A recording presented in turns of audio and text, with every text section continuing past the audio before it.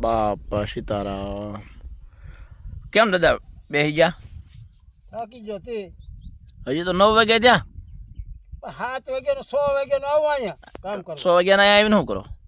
ઘડીકે ઓલો રીંગણીનું કરવું, ઘડીકે અહીંયા કરવું. આજ તો તમે 100 વાગે ઈયા તો આવ્યા. અહીંયા 100 વાગે તલમાં કાંઈ કામ ન થાય પણ રીંગણી પાવાની હતી કે નહીં એટલે આવ્યા. રીંગણી હાજે પાઈ દે, હાજની પવાય. 100 વાગે કાંઈ થોડા તલ ખરે દાદા? ખરે નહીં પણ અહીંયા આવવું પડે કે ખેતર તો 100 વાગે શું અહીંયા કામ હોય? અહીંયા કાંઈ કામ ન હોય ખેતરમાં. 100 વાગે કાંઈ કામ ન હોય નહીં. તમે જાગો નહીં તો તમને ખબર ને હોય. ઓલી વાડીએ કામ હોય ને રીંગણી પાવાની હતી વહેલા. લા રીંગણી હાજની પવાય એમ કહું, કેટલી વાર આને સમજાવી. હું ગયો તો મારા માં કહેતા રીંગણી પાવાની હતી એટલે લઈ ગયા ઓલી વાડીએ કે. એ તો રીંગણી પાવાની હતી તો એને કહેવાય વળાય તો એનીથી. એ તો રોટલા કડક બિચારા. એ રોટલા ઘડી ન વળાય. ના ના હજી કાંઈ આવ્યા નહીં. ત્યાં તેમ લેવા આવી ગયા તરત 8 વાગ્યા ત્યાં.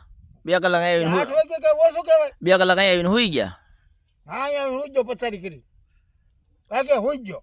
કામ હોય એટલે આ વાડીએ કામ ઓલી વાડીએ ભાગી જવાનું. આ વાડીએ કામ આવી આવો. કામ જ ન કરતો તમારે શું કરવાનું છે? કામ ન કરવાનું. જો પાઈ દેવી છે ને રીંગણી આમ થોડા હાલે. હાજે પાઈ દે.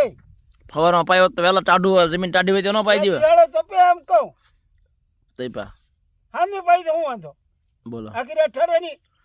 100 વાગે તેલ 100 વાગે ખરે એટલે પણ બીજું કઈ કામ ન હોય. કાંઈ કામ નહોતું. હવે ખોટા ખોટા ભાઈ એમ કહેતા. તો ખડા તમે કરી દીધા. એ મારા માયા કર્યા આવીને. ખડું કરવાનું કીધું તો બળ પડે.